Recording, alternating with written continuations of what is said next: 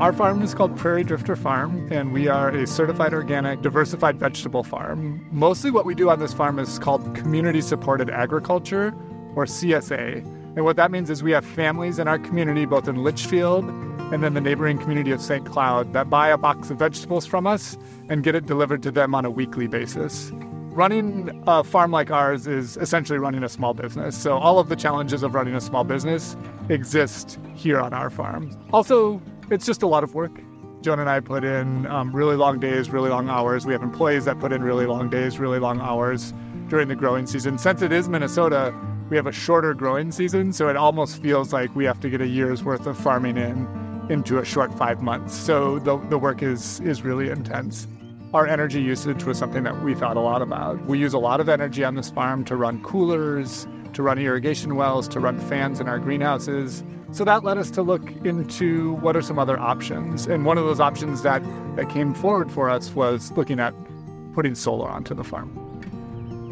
I think we got our first solar bid 7 years ago. And I remember getting that first bid and seeing that price tag and recognizing that it was going to be an expensive investment and that without any additional assistance, we weren't going to be able to cash flow that. And then in 2017, we came across something called the REAP grant, which is the Rural Energy for America program, which at the time was able to offset 25% of the cost of putting in solar for us. And that's when we were looking for any resource we really could to help us fill out that grant. We knew it's a little bit confusing, there's a lot of paperwork, and that's when we came across Solar United Neighbors and their Sun Guide. With the Sun Guide, it just made that process much easier. The Sun Guide has a great introduction explaining what the REAP grant is. It's very clear about eligibility guidelines, and then it takes you step by step through all of the blocks of the grant application. The Solar United Neighbors REAP Guide was an invaluable tool in filling out our REAP grant paperwork. So obtaining the REAP grant, number one, allowed us to go solar at all, but number two, allowed us to have a slightly bigger system than we would have thought originally, and that system allows us to be in a generating phase where we actually get more of a credit on our account.